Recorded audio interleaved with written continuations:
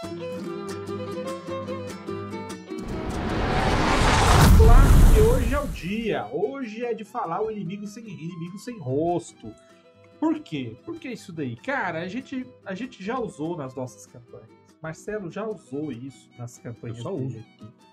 É um recurso extremamente legal, extremamente rico de possibilidades.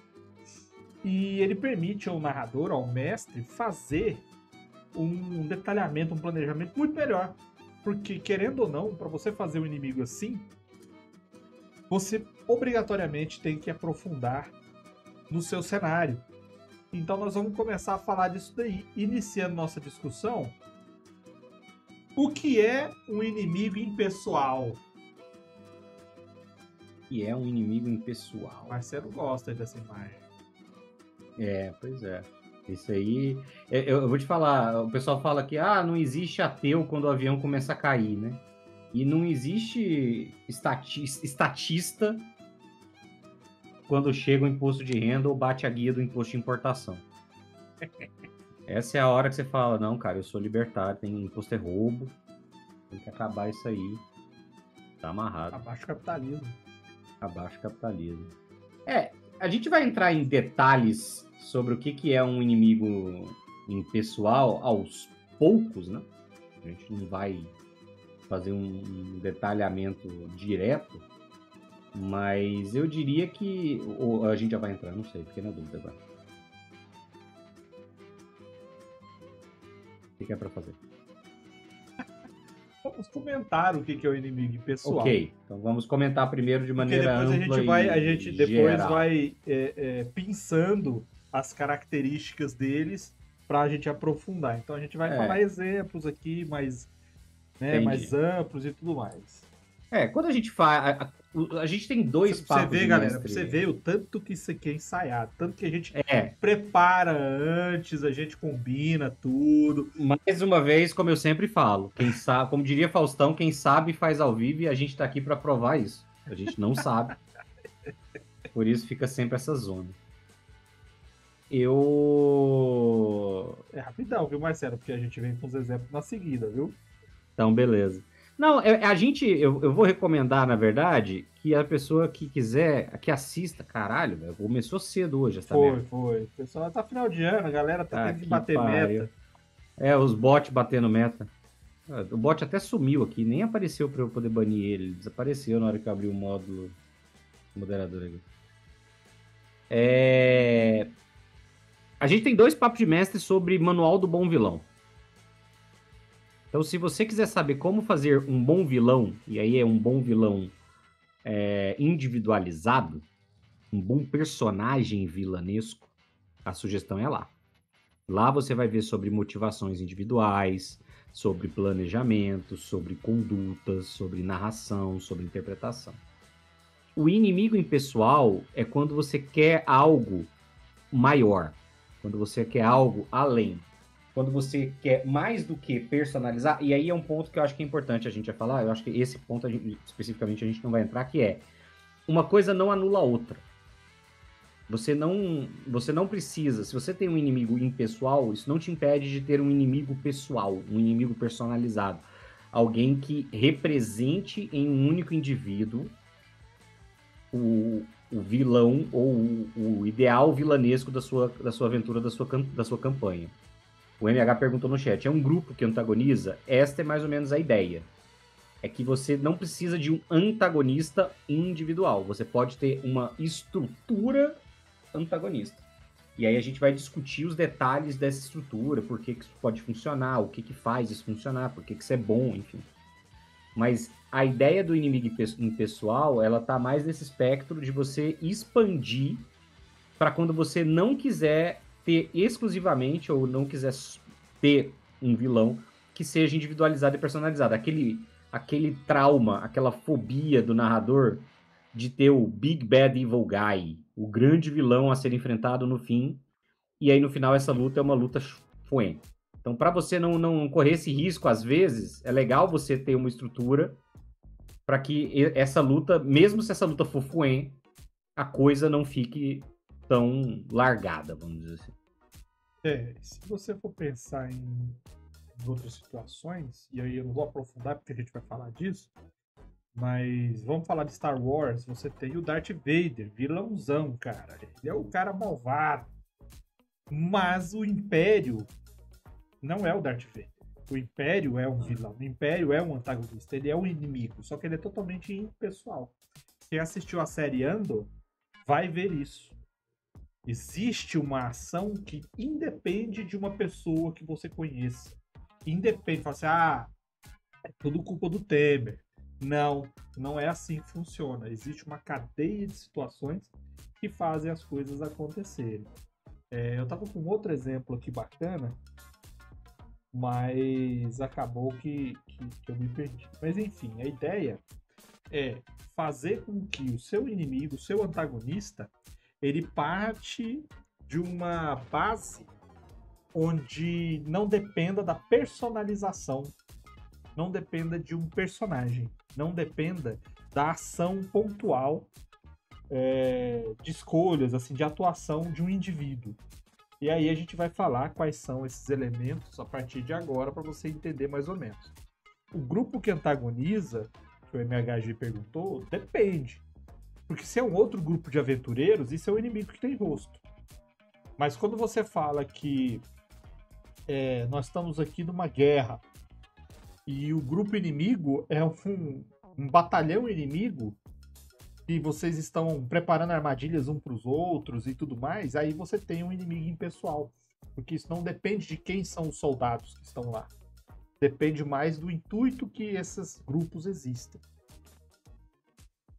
Então vamos seguir aqui para começar as nossas divagações com o inimigo sem rosto.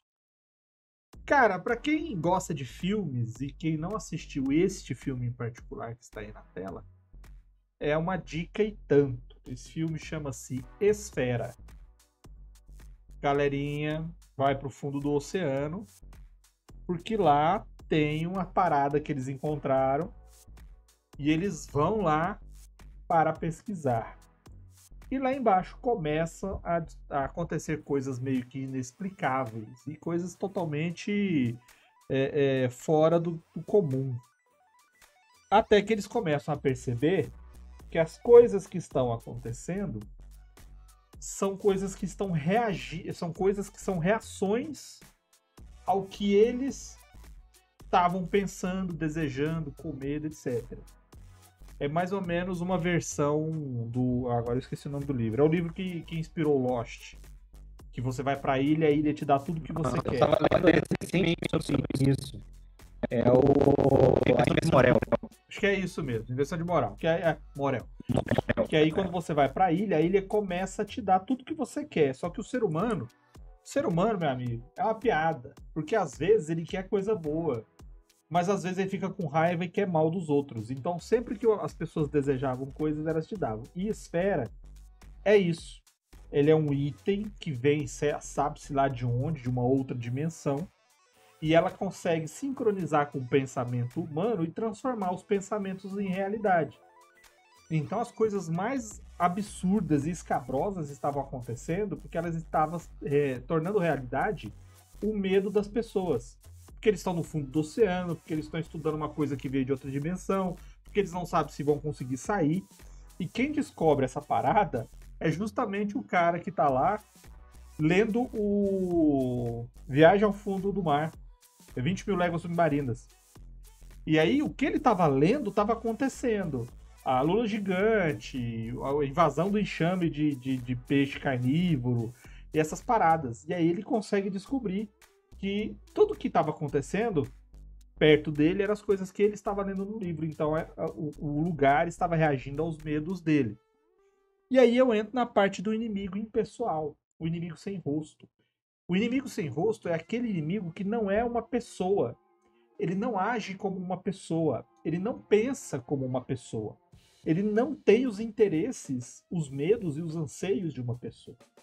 Grande parte da abordagem a esse tipo de inimigo você vai ver nas histórias de terror cósmico, nos mistérios sobrenatural, onde você tem entidades, inteligências e criaturas que não são humanas. E não precisa ser um indivíduo que se manifesta. pode ser uma espécie de energia, pode ser uma espécie de vontade, e é essa característica que vai mover toda a história. No caso da esfera, ela é totalmente inerte, eles não sabem para que ela serve, ela não sabe o que ela faz. Só que ela começa, sem eles perceberem, a manifestar as vontades, sonhos e desejos deles.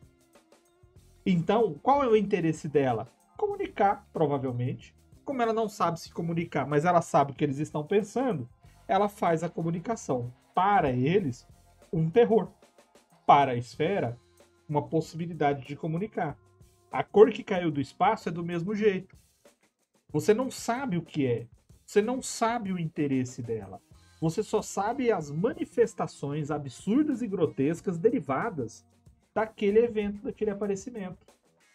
Eu assisti sábado um filme que eu queria assistir para fazer o especial do Halloween e não consegui, que é um filme que eu tinha assistido na minha adolescência, e um pedaço dele só, que é A Casa da Noite Eterna, que é um baita de um filmaço. E você tem um inimigo que é a casa. A casa é o inimigo. Todo mundo fala, é a casa mal assombrada, a pessoa vai lá para estudar a casa, etc, etc. E é o fantasma, os fantasmas que fazem a coisa acontecer. Só que quem se manifesta não é um fantasma em si, é a casa. Lógico que tem um plot twist e tudo mais. Então como que você luta contra uma casa, cara? Então tudo isso daí é o que você tem que levar em consideração. O inimigo sem rosto, o inimigo impessoal, é aquele que ele não tem como você ter empatia por ele. Você não consegue entender suas motivações. Ele pode ter as motivações até claras, mas você, como pessoa, não consegue entender o que ele quer. E nem qual é a relação entre seus atos e seus pensamentos. Existem diversos outros que eu não vou abordar. Por exemplo, um governo. Um governo pode ser um inimigo sem rosto. Porque ele não depende da vontade das pessoas somente. Porque quando um manda, existe uma cadeia de ações que vai mudar todo o pensamento que partiu lá de cima e vai chegar a somente como ações lá embaixo. Então isso também pode ser uma espécie de inimigo sem rosto. Mas a principal característica é quem enfrenta um inimigo impessoal, ele não vai ter capacidades de entender as motivações. Pode ser que lá na frente, através de explicações, de vivência da história, plot twist e tudo mais, ele venha entender. Mas a principal característica são as motivações ocultas que esse tipo de inimigo vai trazer. Isso que o MH tá falando ali no chat, eu acho que é bem isso. Que ele fala, não dá para socar um ideal posicionamento conduta. E é um pouco isso, né? Quando você... Quando você... Hã? Chuck Norris consegue. Quando você coloca um inimigo impessoal, e aí eu tava tendo essa conversa ali no chat brevemente, a diferença é justamente que você não individualiza a solução do problema.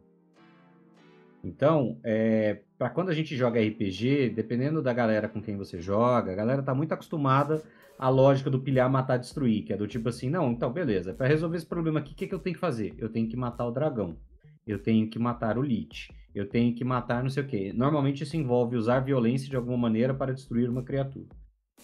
Que é o básico do D&D, por exemplo, porque o Chainmail, que foi o que deu origem, era isso. Era um dungeon crawling. Você entrava no negócio, matava todas as criaturas até matar o boss final, pegava os itens e ia embora. E aí, quando você vai jogando, você vai descobrindo que existem outros tipos de aventuras, e a gente já falou aqui sobre outros tipos de aventuras, cujas soluções não dependem exclusivamente do confronto armado ou desarmado diretamente com alguém.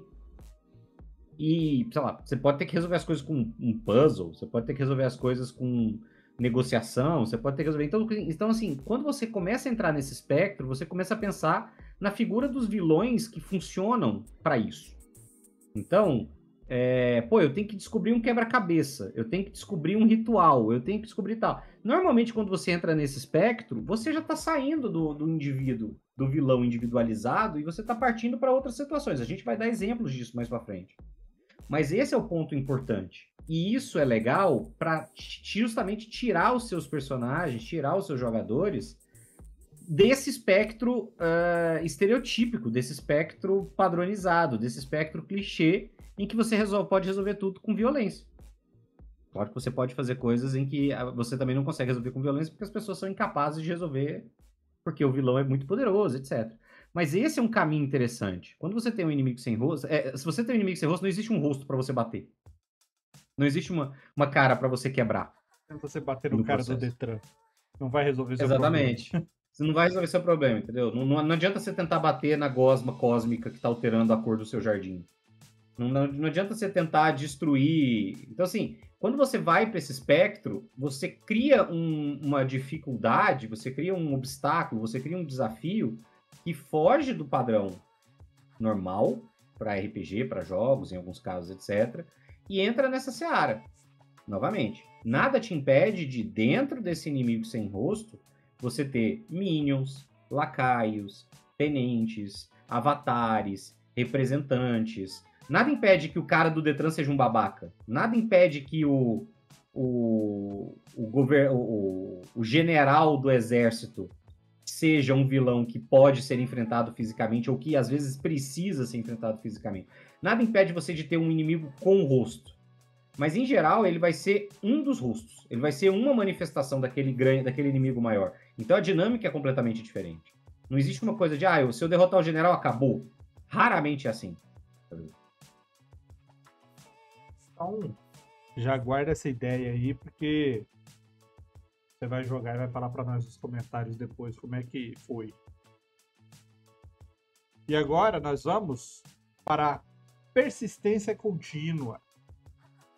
Eu botei essa imagem porque eu lembrei de uma frase de um dos filmes do Batman, em que ele fala sobre a diferença entre o Bruce Wayne e o Batman. Ele está explicando por que é relevante ele manter em segredo, né, a identidade. E aí ele fala assim, porque um homem pode ser ignorado ou destruído, mas o Batman é um símbolo e os símbolos são incorruptíveis e duradouros. Então, assim, não é 100% verdade, símbolos podem ser corrompidos, né? Isso acontece nas histórias do Batman em vários momentos. Mas esse é um ponto interessante para lembrar sobre os vilões impessoais, como o MH falou ali no negócio. Não dá para socar um ideal posicionamento ou uma conduta. Existe um entendimento de que um vilão pessoal, personalizado, que seja uma pessoa específica, ou mesmo um monstro ou uma entidade específica, pode ser destruído e com isso ele cessa aquela ameaça. Isso não acontece com um bom vilão impessoal. Porque a coisa vai se complexificando. O Brennan Lee Mulligan, que narra Dimension 20, agora está narrando a atual campanha do Critical Role, ele brinca que os vilões dele são sempre o capitalismo. Né? Os vilões personalizados que são enfrentados podem ser manifestações, podem ser reflexos, podem ser entusiastas, podem ser defensores, podem ser perpetuadores. Mas o vilão é o sistema econômico. Então, se o vilão da sua história não é uma pessoa, mas é um conceito, uma ideia, uma ideologia, um sistema econômico, não existe uma resposta simples sobre como enfrentá-lo. Entende? E mesmo que exista uma resposta simples, em geral, como todas as respostas simples para problemas complexos, ela provavelmente vai estar errada. Né? Politizando rapidamente. Não adianta você matar 100 pessoas do crime organizado. Ele continua existindo. Alguém vai entrar no lugar, vai ser substituído e aquilo ali vai continuar. Então, a solução não é simplesmente você ir lá e atirar nas pessoas. Isso vale para RPG também. Às vezes a solução não é simplesmente você matar um monte de gente. Você derrotar um monte de gente. Você... Isso, tudo dentro do universo da ficção. Então, eu acho que essa, para mim, é a principal vantagem de um vilão impessoal. E é por isso que eu uso muito. Por isso que eu gosto muito desse modelo, desse tipo de vilão. Que não existe uma garantia de que a derrota de um indivíduo diretamente envolvido nas maquinações do vilão vai cessar a ameaça. Não interessa se ele é o vilão que começou tudo. Às vezes ele é o vilão que começou tudo, às vezes ele elaborou todos os planos, às vezes ele criou tudo aquilo ali, ele é o guru do rolê, ele é o coach que levou a galera pra montanha, ele é não sei o que lá. Se ele for derrotado, aquilo acaba? Às vezes não. Voltando a um exemplo do mundo real, mas aí não... essa foi a grande força, né, a grande inovação do terrorismo moderno, por exemplo. Essa frase não é muito boa. Mas se você tem uma organização terrorista centralizada e unitária, vou lembrar mais uma vez, Polícia Federal, estamos discutindo no campo das hipóteses narrativas aqui, ficcionais. YouTube, então eu vou nem colocar isso lá nas marcações, porque vai ser só um essa nem pedacinho. vai. Se você tem essa organização, né, centralizada e unitária, as autoridades competentes e responsáveis por enfrentar essa ameaça podem invadir a sede daquele lugar, podem prender todo mundo, podem ter acesso às informações sobre todo mundo que está ali e tal para ir atrás. Certo? Quando você passa a ter um modelo celular, ou seja, um modelo que é dividido em células que não são diretamente coordenadas e centralizadas, isso vai ficar ridiculamente mais difícil. Porque a descentralização faz com que você não tenha informação confiável sobre quem são essas pessoas. As informações e as orientações sobre o comando que são passadas não necessariamente têm resposta. Então, assim, quem manda passa a informação para frente e torce para as coisas terem chegado. Não existe uma resposta, justamente porque o objetivo é dificultar em caso o comando seja neutralizado, o restante também seja. Então, isso é um reflexo de como você faz, como os caras estruturam aquilo para continuar existindo e continuar sendo a ameaça que eles querem ser de uma maneira persistente, de uma maneira contínua. Entende? Então, mesmo se você prender os cabeças do esquema, vai ficar muito mais difícil garantir que não restaram umas células não identificadas ainda em atividade, planejando as ações. Narrativamente, no RPG, eu gosto de mostrar essa dinâmica para os jogadores porque ela induz comportamentos mais complexos. Como eu disse, se basta aos jogadores, se eles acharem que basta derrotar um vilão poderoso em um combate para acabar com os planos dele, a conduta é uma. Se eles entenderem que aquilo ali não é suficiente e que existem outras dinâmicas por trás daquilo, a coisa muda de figura. E isso reflete no comportamento dos jogadores. É só você ver. Se os caras acham que eles precisam obter informações de um inimigo, a sanha sanguinolenta é diferente. Vai ter o cara que vai falar, a gente não pode matar todo mundo. Alguém tem que ficar pra gente obter informação. Ou a gente não pode, a gente vai ter que derrotar esse cara, mas a gente não pode simplesmente matar ele. A gente também não pode deixar ele fugir. Então, assim, você percebe que você vai criando, só com esse fato, você já induz uma mudança de comportamento. E você pode trabalhar com isso narrativamente. Então, assim, o grande trunfo do inimigo pessoal para mim é em não colocando toda a responsabilidade pela manutenção daquela vilania em um único indivíduo, você evita que a derrota daquele indivíduo cesse todo o modelo. E isso é muito interessante do ponto de vista narrativo. Isso abre muitas possibilidades. Isso te dá muita condição de trabalhar. E como narrador, você sempre quer mecanismos que te deem esse tipo de abertura. Então, cara, concordo. Principalmente pegando o início, você fala da ideia, né? A ideia, ela persiste. Quando você pega esse tipo de situação, você parte para um sistema que trabalha com a inspiração. A inspiração, ela exige outro rolê. Você combate ideias com ideias. Você combate ações com ações. Costumes com costumes. Por isso que existe, no mundo mesmo real, o que eles chamam de soft power. Que é uma batalha invisível que acontece. Você está no meio dela e você não participa ativamente, você é um indivíduo sozinho, você está ali e tal, mas você está sendo bombardeado. Década de 80 e 90, década de 70, o Brasil só recebia coisa dos Estados Unidos assim a rodo. Série, filme, música, aquele negócio. Para que os Estados Unidos fossem os heróis, os grandes nomes, o que impede do comunismo tomar conta de tudo e das bombas nucleares, etc, etc, etc.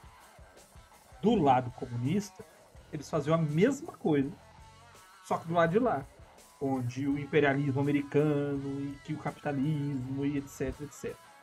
Quando caiu isso daí, veio a globalização, a galera começou a sapatear isso daí. Começou a sapatear. Foi quando o Brasil foi pro exterior. Foi quando o nome do Brasil realmente saiu pro restante do mundo. Com as mudanças e tudo mais. O foco não era só Estados Unidos e União Soviética. E aí você começa a observar e você começa a ver que o Brasil começou a receber muita coisa do Japão, começou a receber muita coisa da Alemanha, da Inglaterra, que antes a gente não recebia. E agora, nos anos 2000, 2010 para frente, 2015 para frente, você já viu a quantidade de coisa que vocês estão recebendo da Coreia? É novela coreana, é seriado coreano, é anime coreano, é tudo. Por quê? Porque eles estão exportando as ideias deles. Eles estão fazendo com que o grupo cultural deles seja influente do lado de fora. É isso que está acontecendo. Então você vê essa questão o tempo inteiro. Lógico, quando você está lá no seu RPGzinho e você até fala assim, o rei do inimigo está vindo nos invadir, você está pensando no combate. Você está pensando nas hordas dos bárbaros chegando e tudo mais. Só que você está esquecendo, meu amigo, que a horda bárbara está vindo para Roma, mas ela está sendo catequizada no caminho, cara. Eles vão chegar perto da Itália, vai estar tudo católico já, vai estar tudo cristão. Então existe sim essa ideia, essa constante cultural, religiosa, política, econômica que vai influenciar. E isso você pode usar no seu RPG. Só que toma cuidado, tá? Porque senão você vai fazer uma campanha muito cabeça. Então dosa aí. Porque senão, né, você vai ter que escrever um livro de sociologia, economia e vai ficar pesado. Eu sou suspeito para falar, as minhas campanhas rotineiramente têm essa dificuldadezinha. A hora que eu vejo tá tudo muito complicado, as pessoas já não estão conseguindo acompanhar quem é que era o cara mesmo, qual que era o nome lá da entidade, não sei o que, era uma guilda, o que era estranho aí e tal. Qual que era o negócio? Eles queriam um negócio, eles estavam tentando fazer um... Aí eu sei, porque eu também passo por isso de vez em quando, eu tenho que dar aquela simplificada. Então, o mago de não sei o que lá, da ordem de não sei o que lá, tem que pegar o cavalo, não sei o que, pra pegar a gema, pra fazer o ritual da entidade. É isso, é basicamente isso. Vai anotando aí, galera. Você se perde depois. E agora nós vamos falar de um inimigo implacável. Qual que é a ideia aqui? A ideia aqui é a seguinte, só ver um negócio que de repente fechou uma parada minha aqui, não era pra ter fechado.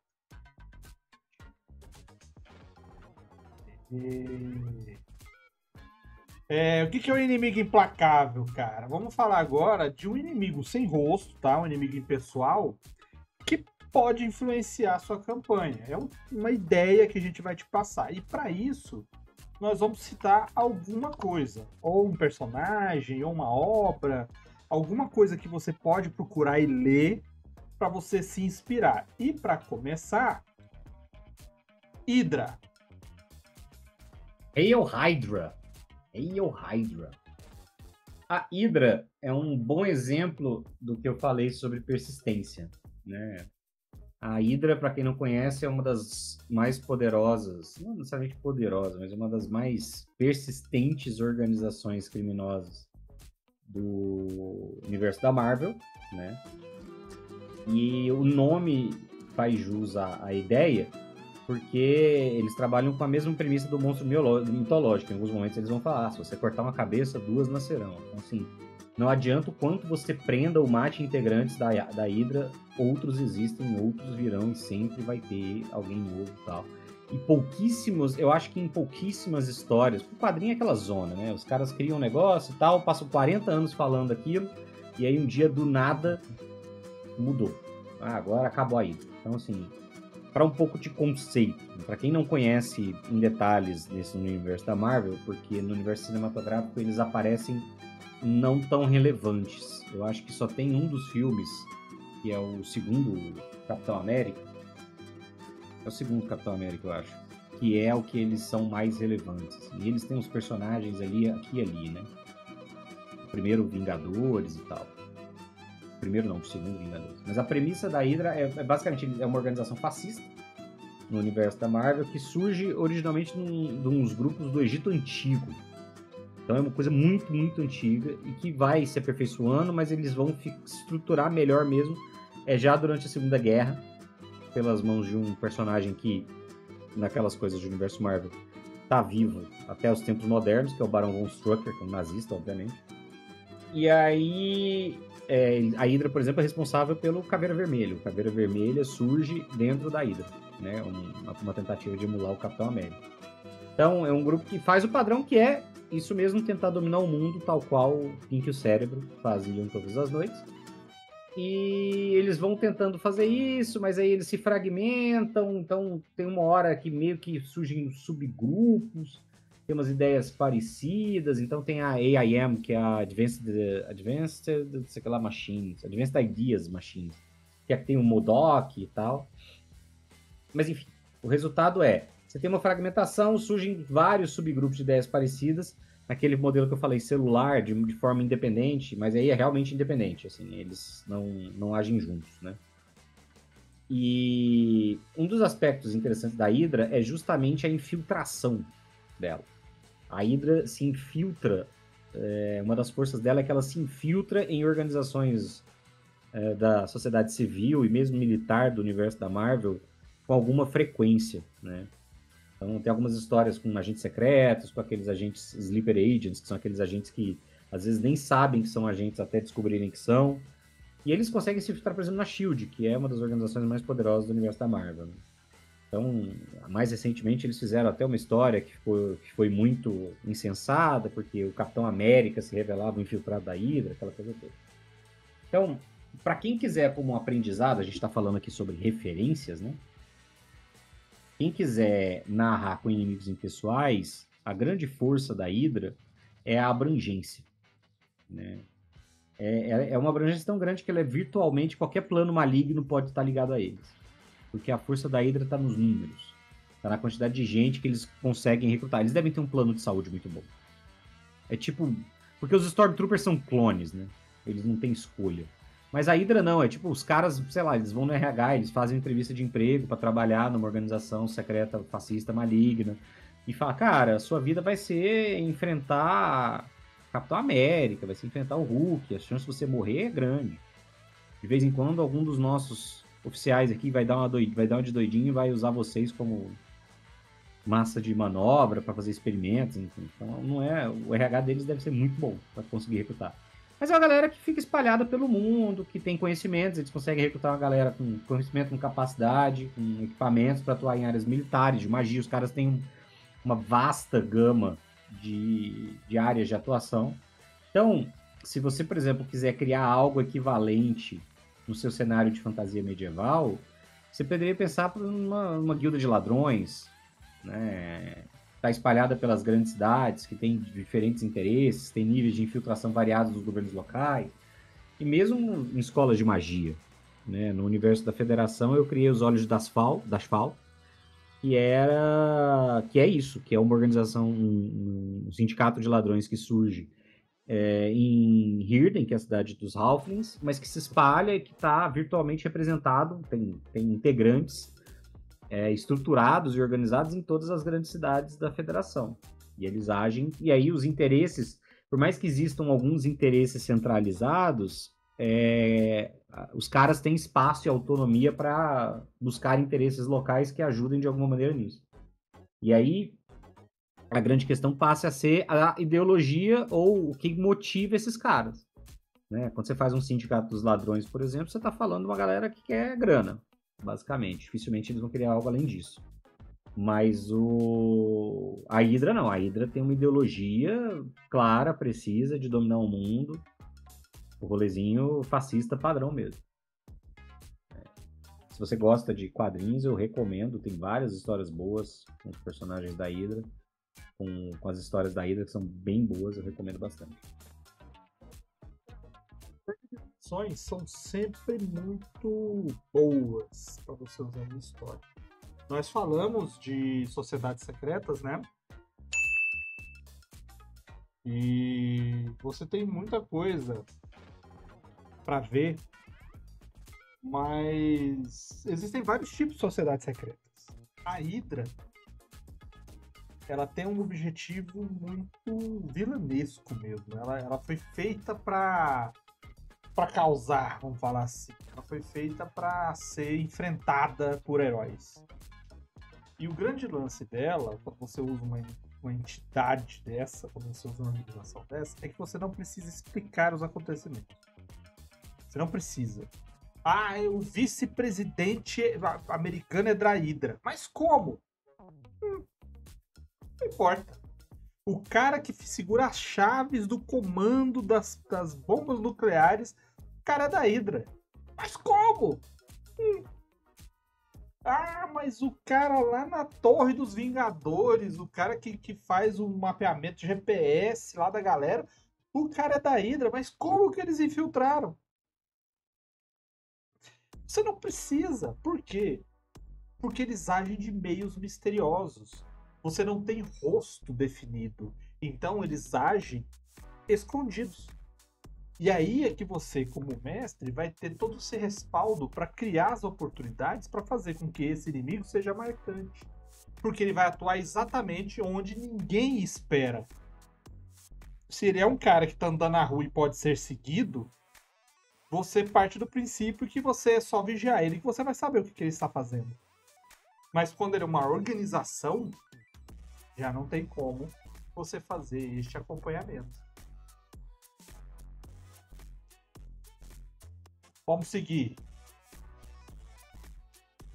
Ele estava comentando aqui no chat, né, sobre o plano de saúde. O Marcelo falou que a Hydra deve ter um plano de benefício muito bom.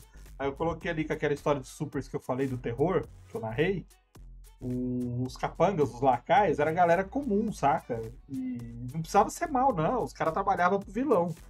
Porque o negócio deles era o plano dentário, tinha um sistema de aposentadoria muito bom. E 3 folgas a cada 15 dias. E, Cara, escala 5x1 é.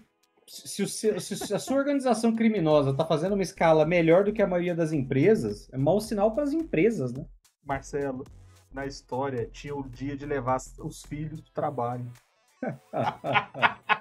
Na mega base do vilãozão. Nossa senhora.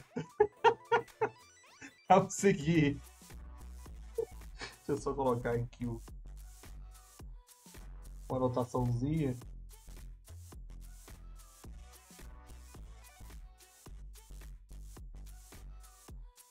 Isso aqui é tudo feito à mão, galera. Vamos seguir. O Nevoeiro. Cara, Nevoeiro é um conto de Stephen King que inspirou nervosamente um filme que eu acho fantástico e que inspirou uma série que é uma bomba, que não passou da primeira temporada. Eles encurtaram ela em 4 episódios, pra você ter uma ideia de tão ruim que tá. Mas essa história, ela traz um inimigo sem rosto, implacável, que ele é como um fenômeno meteorológico. Ah, mas não é um fenômeno meteorológico. Não é um fenômeno meteorológico. Mas o comportamento dele é como se fosse um fenômeno meteorológico. A gente já falou dele aqui várias vezes, já foi citado, você já deve ter visto. A galera está numa cidade, fica perto de um lago, junto das montanhas, vai chegando a tempestade, o pessoal teve a tempestade, o pessoal lá, né, passou por uns problemas de queda de árvore, papapá, aquele negócio. E o pessoal tá se preparando, não lembro se era 4 de julho, perto de feriado. E o pessoal vai até o mercado fazer as compras de final de semana. E quando eles estão lá dentro desse mercado, do supermercado, uma névoa avança pelo lago e entra na cidade. E é uma névoa estranha, porque, pô, de uma hora para outra, dia ensolarado, vê uma névoa, escurece tudo. Eles ficam com medo. A primeira pessoa que sai grita, some na névoa, grita, aparece todo ensanguentado, o pessoal assusta. A partir daí, sair desse supermercado é o fim da vida. E aí não tem escapatória. A história inteira é eles tentando conviver ali dentro. Enquanto do lado de fora, dentro desse fenômeno meteorológico, criaturas aparecem tentando entrar. Poxa, mas o inimigo são essas criaturas, não? O inimigo é a névoa, não? Não. O inimigo é a comunidade deles ali dentro. Ali dentro, pelo perigo lá fora, pelo isolamento, pela situação de medo, começa a gerar ali um sistema de retroalimentado de fanatismo. E quanto mais a história avança, quanto mais as coisas acontecem, mais a situação fica insustentável, a ponto de você não saber se é mais perigoso ficar ali dentro com a galera louca ou lá fora com os monstros da névoa. Isso daqui é um exemplo gigantesco de um inimigo impessoal, um inimigo oculto, um inimigo sem rosto, que é baseado em comportamento. Qual é a dificuldade? A dificuldade é o fanatismo, a dificuldade é uma ideologia, a dificuldade é o medo. O inimigo é algo intangível, impersonalizável, porque não é algo que pode se materializar, ele é algo que influencia as pessoas. E como que você faz isso? Você vai pregar tão fortemente quanto a mulher fanática que está levando o pessoal na loucura? Será que você vai conseguir? Você vai sair na porrada com a galera, porque são seus vizinhos, cara, é a galera da sua cidade que você conhece. Vai adiantar você sair no braço com eles? Vai fazer eles mudarem de ideia? Você vai sair para enfrentar os monstros? Você vai sair para buscar ajuda? O que você vai fazer? É um rumo que você não tem, mas que é necessário que você tome. Então, é um dos inimigos mais difíceis que você tem dentro de uma história. Porque você não está lutando com uma organização, você não está lutando contra um governo, você não está lutando contra um grupo terrorista. Você está lutando contra comportamento humano, contra sentimentos. E isso, se você conseguir usar na sua campanha, vai ser aquela que os caras vão lembrar o resto da vida que você narrou para eles, eles não tinham saída e plot twist estourando, e você vai ter um sucesso que você não esperava. Cara, mas é complicado, porque mexer com a natureza humana, você corre alguns riscos. Primeiro risco, o mais básico, você não conseguir. Porque você tem que ter um grau de sensibilidade, não só para explicar o que está acontecendo, mas perceber o que os seus jogadores estão entendendo o que você está falando. Segundo ponto, pontos sensíveis. Você vai começar a mexer com situações que podem ser gatilhos para os seus jogadores. Então você tem que tomar cuidado. E ponto número 3, perder a linha. Porque quando você começa a mexer com sensações e você tem você não é ator. Você não é ator. E você tem uma linha muito longa para fazer o que você quer transmitir com a pessoa que quer receber, você pode fazer algo que seria dramático parecer engraçado. Algo que seria triste parecer terror. Algo saudosista parecer raiva. Então você tem esses 3 probleminhas. Vai ter que controlar, vai ter que treinar. E para isso, existe uma ferramenta que você pode usar. E eu não sei se você sabe qual ferramenta que é. Você sabe, Marcelo, qual ferramenta as pessoas podem usar para conseguir fazer essa coisa funcionar? É isso que eu estou falando funcionar? Boa pergunta, hein? Não sabe? Não é isso. Arcabouço cultural. Você estava dizendo, você foi pego de surpresa. Arcabouço cultural, cara, você vai ter que ler muito. Leia os livros, eles trazem registros de emoções, ações e reações. É através de leitura que você vai conseguir ter essa base. Como eu coloco uma emoção, como eu coloco uma reação. Dica de livro bom para você ler sobre isso daí. Cara, Stephen King eu gosto bastante, porque ele é muito fácil de ler, ele é muito simples de ler. Você vê muito é dinâmico essa questão de sensorial. Tem gente que não gosta, hein? Machado de Assis. Machado de Assis, ele vai fundo na ideia. Ele vai lá na pontinha do seu cérebro e puxa uma ideia aí e te explica como é que funciona. E talvez minha terceira sugestão, que seja menos óbvia, Jô Soares. O Jô Soares, ele coloca essa questão de emoção, pensamento, sensação tão natural, tão displicente no livro, que é como se você simplesmente assimilasse. Por quê? Porque você entende. Não, não, beleza, eu entendi a reação dele, eu sei o sentimento dele pela reação que ele teve. Então é bem legal de acompanhar. Não sei se o Marcelo... Um livro que eu acho que é básico para esse tipo de narrativa, eu acho que o Nevoeiro inspira muito nisso, que é essa coisa que é o que você falou. O inimigo é a condição humana, o inimigo é a dificuldade do ser humano, da sociedade humana, de se autorregular ou de se regular diante de uma situação de falência institucional, né? E aí o Nevoeiro é um exemplo disso. As boas histórias modernas de zumbi são isso, né? O Walking Dead é isso. Eu diria que o livro crítico para isso chama O Senhor das Moscas, que é um livro do William Golding, de 83. O William Golding ganhou o Nobel de Literatura em 83. Na verdade, o livro eu acho que é mais antigo. Deixa eu ver aqui. O livro é de 54. Ele ganhou o Nobel em 83 por causa do livro. E é um livro que se passa na Segunda Guerra Mundial. E é uma história sobre uns meninos ingleses que estão num avião. O avião cai durante a Segunda Guerra Mundial, numa ilha deserta. E aí alguns meninos sobrevivem.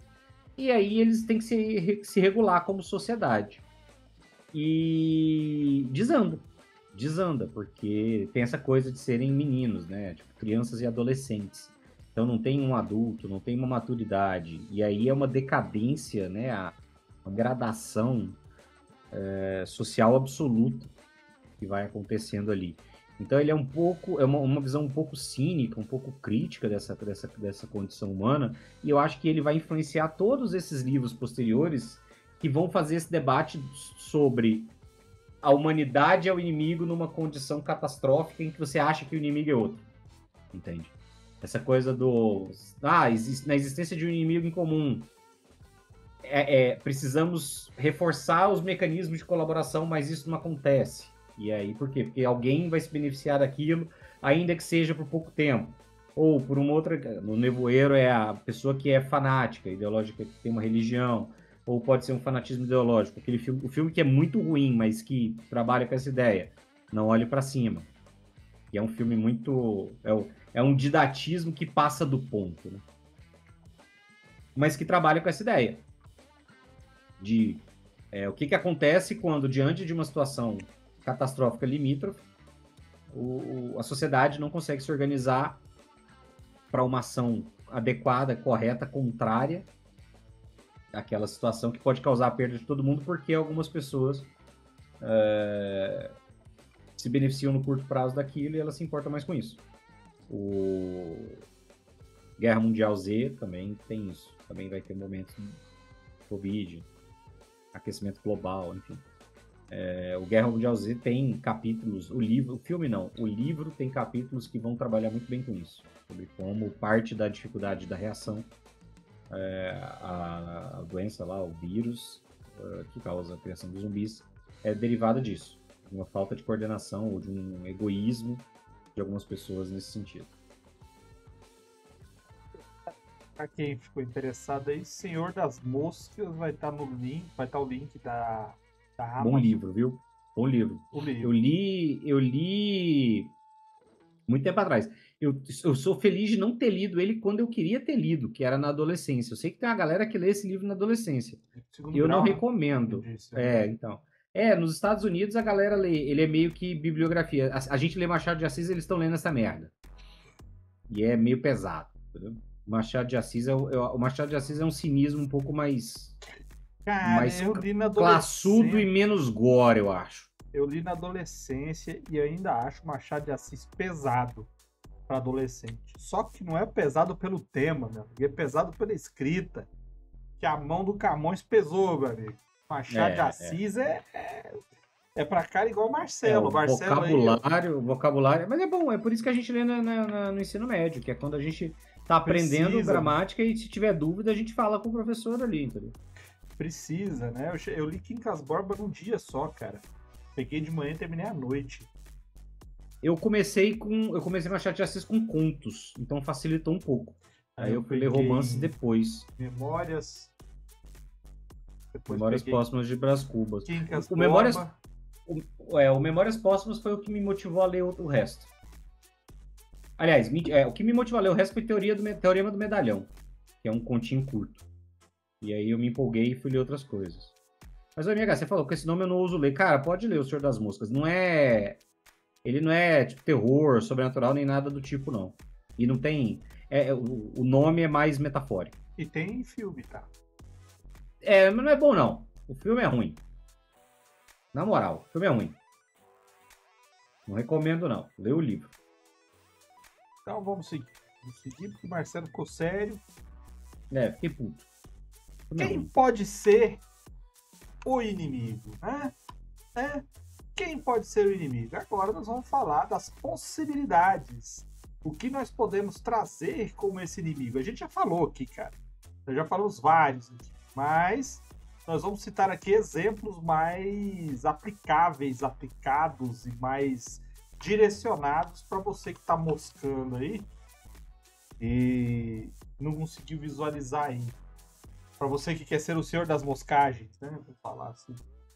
E para começar, ó, o HAL 9000 tá aí, ó, prestando atenção em você. E para começar, guildas e clãs. Eu acho que esse é meu, né, Marcelo? É seu. É porque esse assunto esse tema era para ser o tema 145. Só que aí a gente teve problema, não teve transmissão. Aí o 145 virou especial Halloween. Aí a gente retomou, então tem 2 semanas que a gente montou essa pauta aqui. Cara, guildas e clãs, segue aquele preceito que a gente falou, tá? Pega aquele exemplo da Hydra, só que em vez de você colocar uma coisa secreta, uma coisa assim, infiltrada, o que você vai ter vai ser uma força de ação. Ele é paralelo ao governo, ele é paralelo a uma organização. Então, ao mesmo tempo em que ele tem normas próprias, funcionamento próprio, interesses próprios, ele não pode divergir de um sistema que já existe. Porque se ele divergir, ele vira inimigo desse sistema. Sacou? É mais ou menos o crime organizado. O crime organizado é uma guilda de bandidos. Então, ele vive dentro de uma sociedade, quebrando as leis dessa sociedade. Logicamente, eles são inimigos da sociedade. A sociedade combate o ato que eles fazem. Então, se você não quer que isso aconteça, você tem que seguir as leis do local que você está. Mas, pô, eu posso montar uma guilda, um clã, uma organização que segue as leis? Sim, cara. Todas as instituições religiosas são guildas religiosas. Uma organização de interesse mútuo, com regimento interno, focado no assunto e atuação. Você pode a Câmara do Comércio, ou maçonaria, a clube esses clubes atléticos e clubes esportivos que tem, todos são organizações. E eles funcionam com interesses próprios, mecanismos próprios e seguem as leis de onde eles estão. Só que você quer ir um pouco a mais. Você não quer fazer um time de futebol. Você quer fazer o inimigo para o seu grupo. Então você vai imaginar uma organização que, apesar de seguir as regras, eles andam no limite do aceitável para ter os interesses deles alcançados, tá? É mais ou menos assim. Você pode ser um cara extremamente malvado, mas que não faz coisas ilegais. O leal e mal é assim. Ele faz a maldade dentro do possível. Ele não extrapola o que é legal para ser malvado. E então você vai fazer com que esses grupos atuem de maneira agressiva, totalmente ativa, influenciando tudo que está ao seu redor e, ao mesmo tempo, respeitando as regras gerais. E aí você vai só ter que imaginar qual é o interesse deles. Por exemplo, tô narrando a história dos meninos lá, os dois aristocratas lá, os riquinhos lá. Eles foram para um lugar e tal. arranjaram lá o contato com o Nobre, começaram a fazer as peripécias dele lá. E aí eles viram que estava tendo uma, entre aspas, guerras entre as guildas. As guildas estavam começando a atuar de maneira a interferir uma área com a outra. Por exemplo, existia a guilda da construção, mas existiam construtores que não eram parte da guilda. O que a guilda começou a fazer? A guilda começou a ir de noite nos locais, desmanchar o que os caras estavam fazendo e começar a construção. Com melhores materiais, com melhor mão de obra, com mais rapidez. Por quê? Porque a guilda tem mais infraestrutura.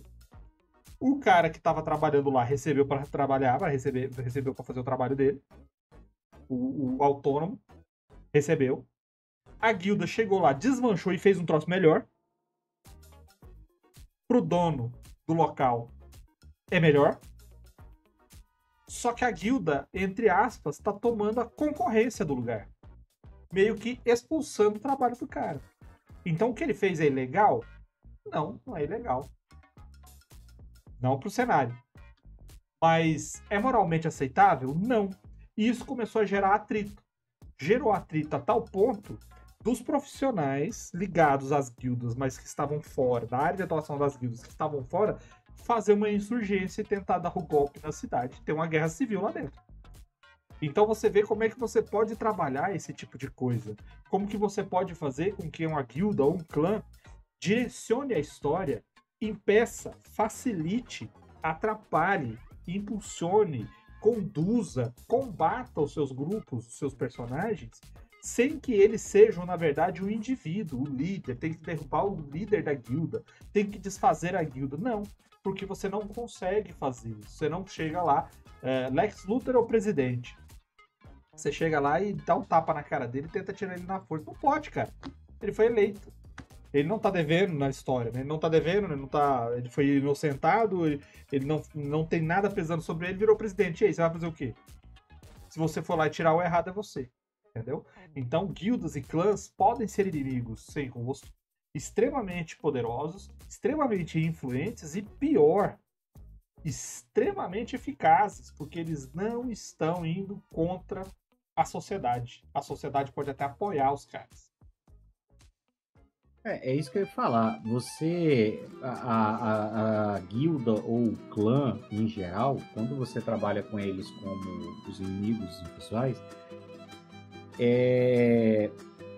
a vilania não é a vilania padrão, né?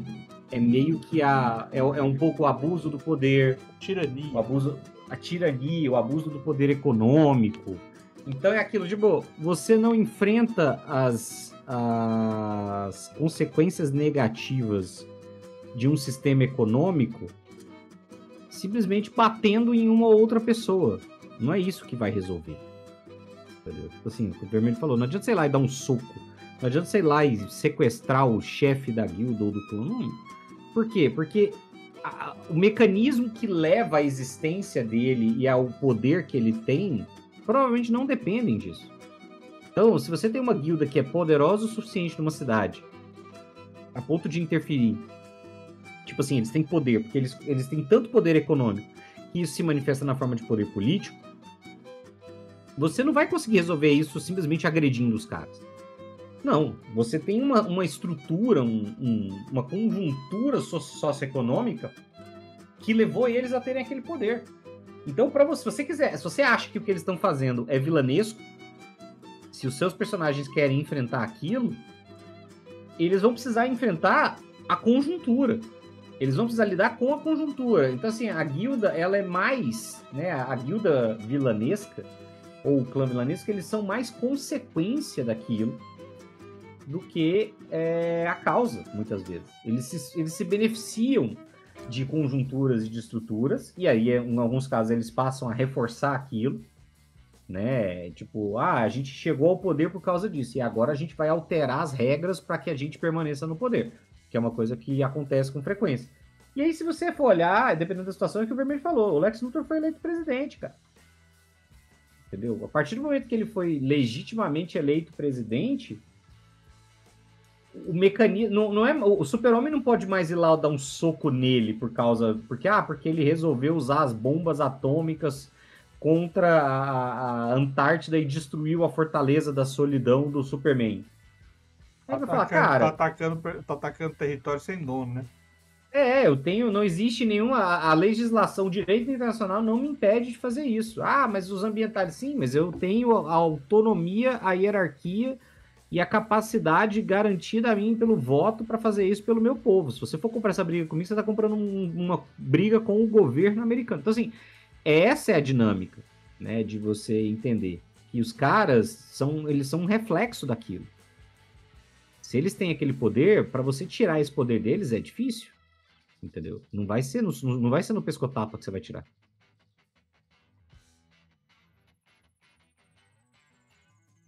Estava respondendo aqui os chats, mas vamos seguir, porque agora a inteligência alienígena.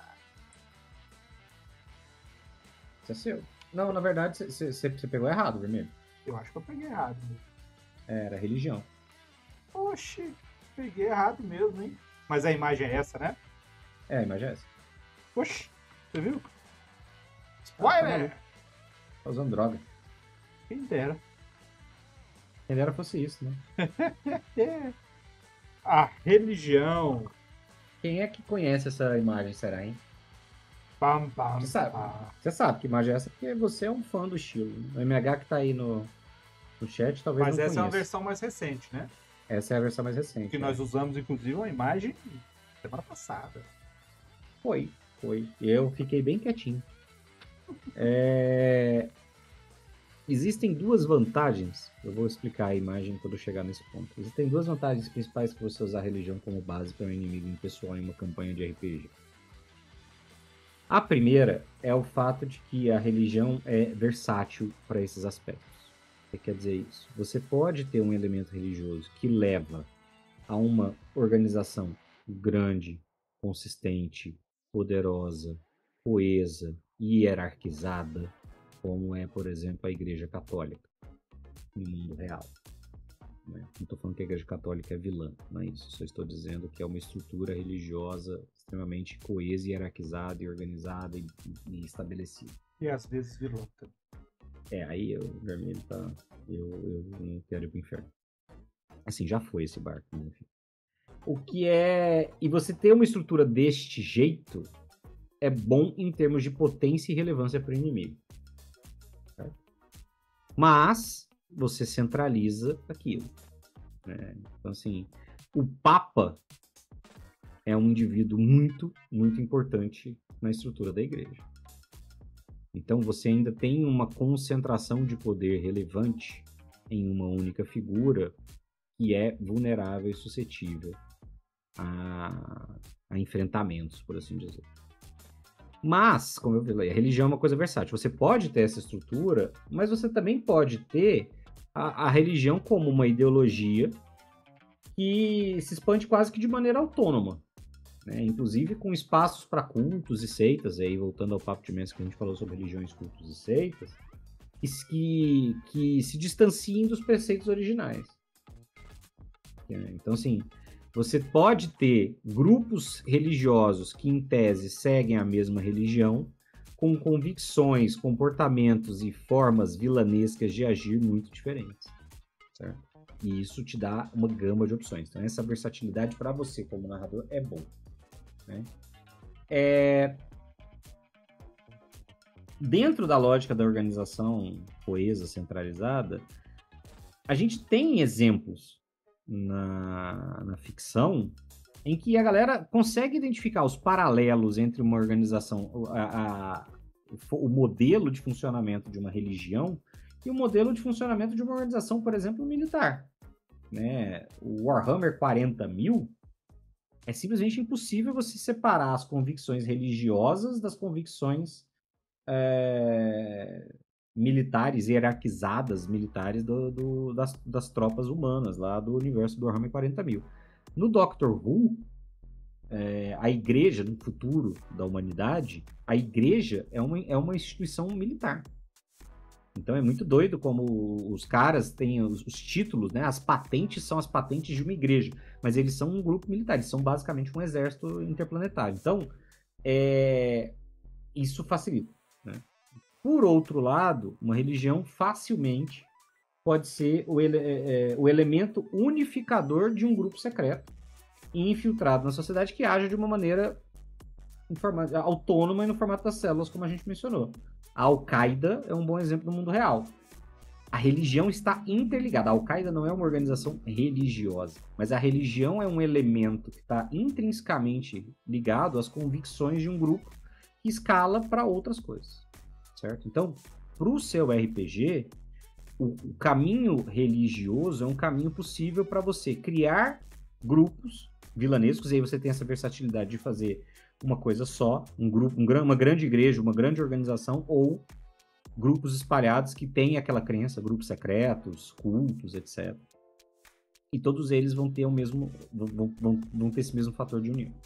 A segunda vantagem principal, caralho, eu já tô falando muito, eu já tô palestrinando. A segunda vantagem principal, para mim, é a convicção.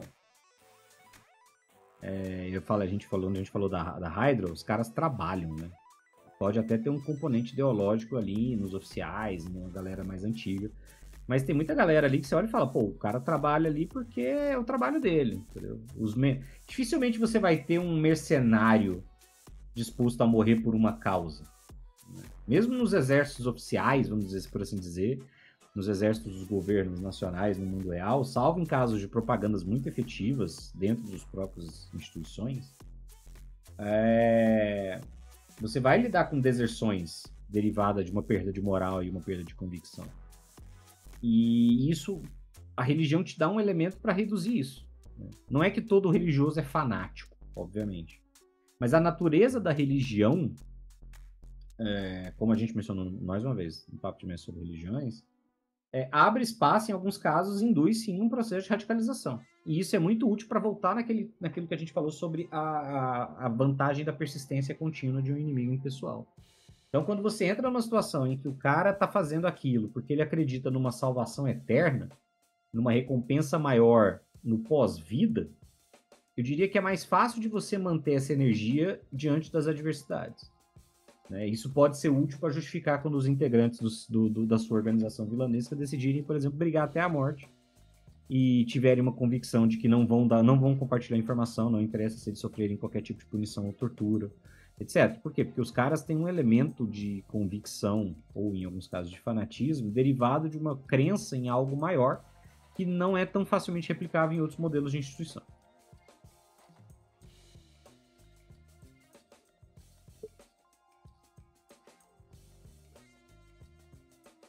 Porque a religião, ela trata basicamente de sensação, crença mesmo, e da emoção. Então a pessoa, ela interioriza os elementos e passa a tomar, se ela for realmente crédula naquilo, né? Ela vai tomar aquilo lá como a verdade. E você pode mostrar uma notícia para a pessoa. Você pode provar um fato científico. Você pode levar a pessoa a conhecer um local. Mas dificilmente você vai conseguir tirar ela do rumo quando você trata das crenças dela. Porque aí você está indo num cerne muito pessoal. Uma coisa muito, muito centrada. E é mais ou menos assim, um exemplo que eu gosto de pensar, quando eu vou ver qual que é o nível, né, de crença em religião, como é que eu faço isso aparecer, como é que eu trabalho isso, é mais ou menos assim. Todo mundo quer ir pro céu, mas ninguém quer morrer. Parece boba a frase, que ela é tratada como uma anedota, né, uma piadinha, mas imagina o seguinte, nós estamos numa sociedade cristã. O que o cristianismo fala? Você leva uma vida boa, você vai pro céu. A pessoa passa a vida inteira falando que ela tem uma vida boa. Ela respeita o próximo, ela cumpre as leis, ela reza, ela vai na igreja, vai no culto. Mas então por que as pessoas têm o medo da morte? Eu não falo a pessoa querer viver. Todo mundo quer viver. Eu falo a pessoa ter o medo de ir por o além. Por que a pessoa tem esse medo? Se é para quando ela vai encontrar Deus. Então, assim, quanto a pessoa realmente acredita naquilo que ela fala que ela acredita? Quantas pessoas realmente acreditam na religião? Quantas pessoas realmente acreditam naquilo que elas veem na igreja? Porque ela está lendo a palavra de Deus na Bíblia. Mas ela faz isso do lado de fora? Até que ponto ela acha que aquilo ali é verdade?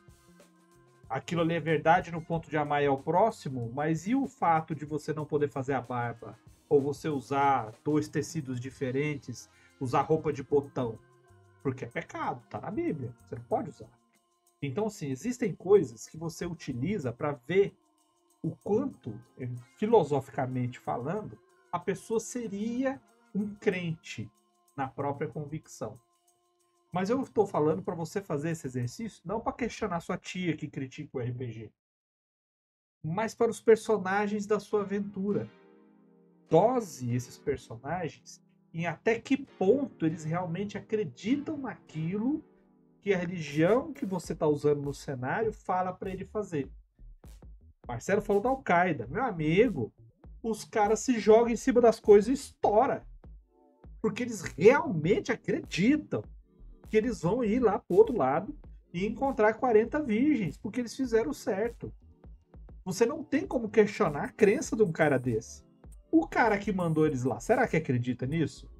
Será que o cara que é o topo da cadeia do grupo terrorista, ele também vai lá explodir, se explodir e tal, pela causa? Será que ele realmente acredita nisso? Entendeu qual que é o parâmetro que você usa? Não estou questionando religiões, não estou questionando fanatismo, não estou questionando. Estou falando para você plantar uma sementinha no raciocínio de como você vai usar isso na sua história. Até que ponto você vai levar o que é uma crença do personagem e do que ele fala que é crença. Porque lembramos, no RPG fantasioso, principalmente D&D, não tem jeito de não acreditar nas divindades. Porque os clérigos existem. Então, assim, né? Mas você tem os ensinamentos, você tem aquilo que você vai organizar. Vou lá fazer uma cidade que é controlada, uma cidade-estado controlada por uma seita ou por uma religião, um grupo fanático. É uma. Como é que fala quando é a religião que manda, Marcelo? Sumiu a palavra. Teocracia. É uma teocracia e tal, e os soldados são fanáticos, e tem isso. Quando a coisa aperta, será que todo o soldado é fanático? Quando a coisa aperta, será que todo comandante é fanático? Será que todas as pessoas ali são fanáticas? Então isso é bom e é interessante de você pensar. Não só no fato de ser o inimigo impessoal, como também na fortitude e na fraqueza desse inimigo. É isso. Podemos seguir então, né? Só esclarecendo, porque eu ia falar, acabei passando ao largo. Essa imagem é de um filme chamado Colheita Maldita. E derivado, mais uma vez, estamos citando Stephen King, é derivado de um livro chamado Children of the Corn. Esse é o conto. Então. O livro é Sombras da Noite. Isso, exatamente. É de um conto chamado Children of the Corn, que deu origem ao primeiro filme na década de 80, se não me engano, e aí depois esse remakezinho aí. Todos. E é um filme muito bom. O primeiro, esse aí, ok. O conto é muito bom. E me inspirou, por exemplo, a criar um dos primeiros vilões da Forja do Amanhã. Que foi aquela que anda entre as fileiras. Sim. Marcelo idealizou lá a personagem, ele tentou fazer a imagem, aí que ele tava criando as thumbs pro YouTube, eu que fiz o modelinho. Foi o primeiro thumb que eu fiz da história lá. Rapaz, mas deu dificuldade de fazer. Porque eu fiquei com dó de usar transparência, tanto que a imagem tava massa, que eu fiquei com dó de usar transparência e cortar os pedaços dela, assim. Mas ficou muito bom aquilo lá. Saudades. Vamos seguir. Agora sim, a inteligência alienígena. Cara, é o mesmo fato da esfera lá atrás. Só que a esfera, ela era uma coisa inanimada. Ele é um objeto com um poder indecifrável. Eu estou falando de uma inteligência. Eu não estou falando de uma reverberação. A esfera, para quem for assistir, o MH que tá lá assistir, já vou dar o spoiler, ela é simplesmente um espelho da alma. A esfera é um espelho da alma. Ela vai refletir o que você joga nela. Então, se você joga medo e frustração, ela vai jogar medo e frustração em você. E isso é o cerne lá. Aqui o que eu tô falando é algo que tem vontade. É algo que quer chegar a algum lugar. É algo que quer realizar alguma ação. Então, quando você vai usar a inteligência alienígena, você vai ter que tomar alguns cuidados. E eu estou usando o alienígena do sentido de é fora do nosso mundo. De alguma maneira, ele é fora do nosso mundo. Pode ser extraplanar? Pode. Pode ser de outro planeta? Pode. Pode ser de um outro plano ou de um outro nível de existência? Pode. Pode ser qualquer coisa que não seja o pensamento comum do seu cenário. Pode ser que exista uma espécie nova inteligente que você quer introduzir na sua campanha, que é um povo meio réptil que vive nas cavernas do fundo do oceano. Eles são povos alienígenas, por mais que eles vivam no mesmo lugar que todo mundo, mas eles são alienígenas, eles têm um pensamento de fora. Eles são totalmente a parte que existe ali. E qual que é a grande motivação da história? É você fazer com que os personagens, os jogadores, comecem a entender o que essa inteligência quer. Porque como é um troço totalmente diferente do que é pensamento normal, o que acontece, a sequência de ações, ela deve parecer, em primeiro momento, ilógica para os jogadores. Poxa, mas peraí, por que derrubar a porta da capela e fazer um caldo de mel, melaço e carvão lá no coxo da fazenda tal? O que esses dois elementos têm de ligação entre eles? Não precisa ter você não precisa criar essa linha. O que você precisa estabelecer é que existe um funcionamento de um plano, existe uma sequência de ações, uma vontade manipuladora que está provocando efeitos aleatórios que vai provocar alguma ação no final. E isso daqui, cara, é um tropo usado assim, várias histórias, desde o que o mundo é mundo, e funciona. Porque você tem um mistério denso e que você não precisa explicar. Lógico, você tem que dar algumas explicações, mas você não precisa explicar completamente. Vamos lá, vamos exemplos. Olha, a gente fala aqui, né? O Enigma do Outro Mundo. É uma inteligência alienígena, cara. O que ela quer? Ela só quer se proliferar? Ela quer destruir o mundo? Cara, você não sabe, na verdade, você não sabe o que ela quer. O cientista falou assim, nossa, mas ela consegue aqui se multiplicar, infectar. Então, em 2 semanas, o mundo inteiro vai estar infectado. Mas será que ela quer infectar todo mundo? Será que é isso que ela quer? Porque você não sabe o que ela quer. Você sabe que ela está tentando sobreviver. E isso você sabe que ela quer. Então as ações dela, por mais estranhas que sejam, ela está buscando sobreviver. E aí o que você tem de ações dentro dessa história onde ela busca sobreviver? Ela se libera pedaço do corpo de alguém que ela se manifesta, ela libera um pedaço para fugir, ela se esconde, ela começa a fazer pequenas ações estranhas que vão acontecendo aleatoriamente dentro da história e que depois você vê que isso acaba virando como desconfiança. Poxa, achou um pedaço de uma cueca rasgada lá não sei onde. Aí quando o troço fica nervoso, fala, não, peraí. Cueca rasgada? Então o cara foi atacado? Será que ele foi atacado? Ou será que a criatura simplesmente pegou a cueca do cara, rasgou e colocou lá? Entendeu? Então, assim, existe esse elemento. As histórias de Cthulhu, cara, é tudo assim. Tudo existe uma coisa ali, uma ação, é aquela estatueta sem sentido, eu não consigo entender a forma dela direito, alguma coisa nesse troço de barro aqui me dá medo, eu não sei o que é, eu tenho umas sensações estranhas, tem uma galera atrás disso, eu não sei para que eles querem. Então você trabalha um mistério nervoso e pesado em cima de algo que nem querendo os jogadores vão conseguir entender. Nem você precisa entender. Desde que as ações básicas tenham uma certa lógica. Você não pode fugir dessa lógica. Senão você corre o risco de fazer uma grande cagada e jogar uma história todinha pra cima. Tá?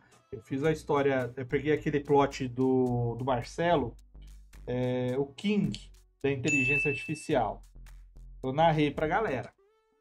A história era, existe uma inteligência artificial, que ela estava reunindo, como toda inteligência artificial faz, né, faz pesquisa na internet, só que ali, em determinado momento, uma escritura dessas alienígenas entrou ali e ela começa a trabalhar fazendo com que aquele contexto de loucura e obscurantismo e sobrenatural acabe influenciando as pessoas.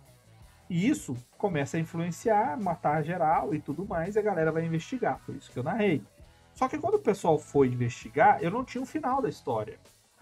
Porque eu peguei a ideia do Marcelo, mas o rumo da história estava mudando.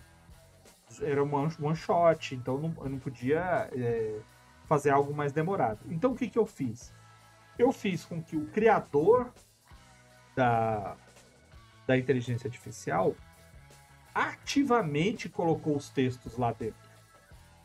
Como uma espécie de forma de um ritual para trazer alguma coisa ao MHG, insanidade artificial. Como uma forma de fazer com que algo viesse. Como se aquilo lá fosse um ritual para trazer alguma coisa. Mas foi ele que fez, mas teve um monte de coisa aleatória acontecendo.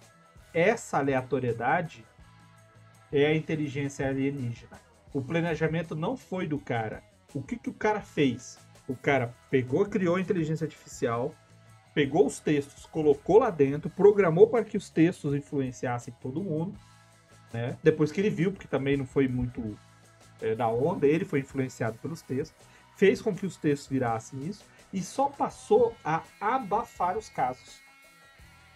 Então ele não é, na verdade, o vilão do negócio.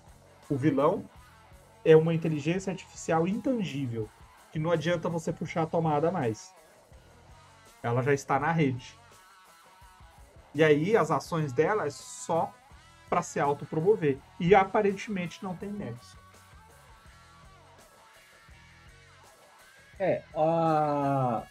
Quando a gente fala de inteligência artificial, não precisa ser uma coisa, tipo... a gente não tá dizendo, tipo, é uma coisa extremamente inteligente, mais inteligente que o normal e tal. Não é nada disso, né? Não precisa ser isso. O xenomorfo é uma inteligência alienígena. Ele tem uma lógica de funcionamento, e aí é parte do processo do enfrentamento descobrir o que aquela inteligência está querendo. Até você vai perder algumas pessoas pro Chestbuster até você entender que aquilo ali é um mecanismo de reprodução. Você vai ter uma dificuldade de entender que os caras estão tentando chegar em locais extremamente populosos para poder reproduzir ao máximo. Você vai demorar a entender que existe a Hive Mind lá, como é que a rainha, né? A rainha xenomorfa lá, e que esta é uma mente específica que está controlando aquele processo. Então, esse ponto que o Vermelho falou é interessante, de você trabalhar com a premissa de que o entendimento de qual é o objetivo daquela inteligência ou o que quer que eles estejam fazendo não é imediato, né? Por ser uma inteligência alienígena, ela opera em camadas e em formas diferentes, não necessariamente superiores, mas diferentes da humana. Então, é parte de um processo você assimilar o que está acontecendo, né? Em última instância, um bom filme que tem um inimigo impessoal, em que o inimigo impessoal... voltando ao caso do Nevoeiro, em que o inimigo não é o elemento externo, mas a dificuldade da condição humana em lidar com aquilo é a chegada. O A Chegada é um filme em que o vilão é a humanidade tentando lidar com uma inteligência alienígena e quase sucumbindo a isso. Os caras quase entram em guerra, os caras quase começam bombardeios, os caras começam a se explodir porque eles não conseguem entender o que aquela inteligência alienígena está tentando fazer e tentando comunicar. Eles chegaram de boas. E isso porque eles chegam de boas. Eles só não chegam mais de boas porque eles chegam do tipo... Aparece os monolitos lá, os obeliscos deles, as naves, e tipo... E é isso. Ninguém conversa, não tem uma tentativa inicial de contato, nem nada. Eles só chegam lá e ficam de boas esperando. Tipo, a pessoa que vai na balada e não chega em ninguém. Esperando alguém chegar ali. Então, esse elemento, eu acho que o mais importante, se você for trabalhar com um inimigo pessoal, que seja uma inteligência alienígena, é essa incompreensão. É a parte do desafio é justamente você investigar, pesquisar e descobrir o que está por trás daquele plano, porque ele provavelmente não é óbvio. Ele provavelmente ele não é baseado nas mesmas premissas sociais, econômicas, culturais, etc., dos jogadores. Que é a mesma coisa, que é diferente, por exemplo, do que acontece numa guilda. Né? É muito mais fácil você identificar as intenções de uma guilda a partir dos tradicionais mecanismos de interesses e funcionamentos. Né? Exatamente. E... você falou, então não vou precisar completar, não. Porque eu gosto, cara, eu gosto de tratar com esse conceito. Eu acho o Fazenda Esmeralda é sobre isso. O Fazenda Esmeralda é a ação de uma inteligência alienígena influenciando todo mundo ali dentro, sem que todos percebam. É bem legal. Vamos seguir porque nós chegamos naquele momento que as pessoas gostam, que o MHG fica até o final para ver, onde nós vamos trazer o inimigo para você. Para quem não sabe aí, ó, Star Trek, o filme, o primeiro longa-metragem de Star Trek, onde eles vão enfrentar uma inteligência alienígena, destruidora de mundos, e quando eles chegam lá, a entidade chamada Vidger está procurando a sua casa, e quando ela não encontra, ela devora os mundos pelo caminho, e Vidger, na verdade, é a Voyager, que foi lançado da Terra há muito tempo atrás na história, e alguma sociedade alienígena viu a sonda quebrada e meio que reconstruiu colocando uma inteligência artificial nela, mas como a programação estava incompleta, ela buscava conhecimento, então ela assimilava tudo que está ao seu caminho, destruindo tudo e procurando, né, phone home, né, tentando voltar para casa, procurando o seu criador. Você assistiu, Marcelo? Você assistiu? Cara, eu não tô lembrando. Você não assistiu o primeiro? Cara, é ruim que chega... Mas é legal, porque ele é bacana, a história é boa, saca? O lance da inteligência, que é o puta... Você vê o tamanho da Enterprise? Isso aqui é o portãozinho de entrada do negócio. Cabem planetas lá dentro. Caralho. Assistiu no lançamento, Marcelo, foi mesmo, cara.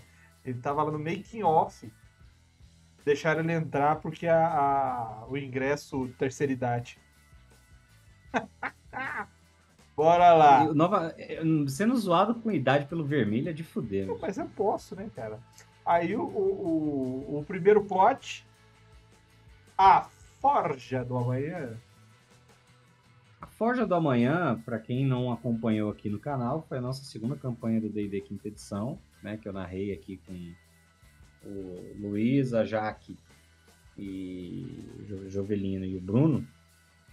E era a Forja do Amanhã era o nome da campanha, mas era também o nome da organização. E o que era a Forja do Amanhã? Por que ela era um inimigo impessoal, né? Porque a Forja do Amanhã era, na verdade, um plano, né? O nome original era de um plano que surge a partir de uma engrenagem de mecanos, que é o plano original da Ordem, né? Que é corrompida e se desloca, né? Se solta de mecanos. E aí ela viaja pelo plano astral e eventualmente ela se conecta ao plano material e ela cria por meio de um portal que é criado na área da Federação. E aí o que ela faz é criar construtos Mas aí no processo, depois que ela se desloca, enquanto ela está viajando no plano astral, ela entra em contato com energia primordial, né? Que é aquilo, a energia que dá vida, é como se fosse um aglomerado de almas, assim. E aí o que acontece é que isso dá origem aos Warforged, porque ela cria construtos, mas esses construtos, o elemento caótico faz com que eles não se atendam às regras originais, e eles têm alma, né? Eles têm essa energia vital, que é o que é utilizado para criar vida no plano material e em outros planos. E o problema é que quando eles finalmente entram em contato com o plano material, a pessoa que está comandando, né, o Senhor das Lâminas, que é o cara que está comandando a forja naquele momento, ele é dos primeiros que ainda era muito corrompido pelo caos. Então ele tem planos de dominação. Ele tem planos de controlar, né, de levar ordem ou o conceito deles de ordem. E aí o que acontece é que tudo isso é realizado em paralelo com a ascensão da tecnologia artífice. Então você tem muitos construtos sendo criados pelos artífices da federação naquele momento, e os caras olham para aquilo e falam, bom, essa é a nossa oportunidade de infiltração. Então, a Forja do Amanhã, ela vai criando construtos, ela vai, né, condicionando os seus Warforgeds ali, dando essa programação inicial para que eles se infiltrem como construtos regulares até o momento, eles são tipo Sleeper Agents, até o momento em que eles vão ser ativados para dominarem. E é o que vai acontecer já no final da campanha, quando tem uma grande revolta das máquinas nesse sentido. Então, a Forja do Amanhã é um inimigo impessoal por quê? Porque quando eles derrotam o Senhor das Lâminas, ele não é nem o boss final. Eles enfrentam um professor que é um tenente dele, que é o cara que tava o cabeça por trás do plano. Depois eles enfrentam o Senhor das Lâminas, depois eles enfrentam uma outra vilã que estava relacionada. Mas a Forja do Amanhã não deixa de existir. A Forja do Amanhã, como plano, como origem desses construtos, ela não deixa de existir, ela permanece.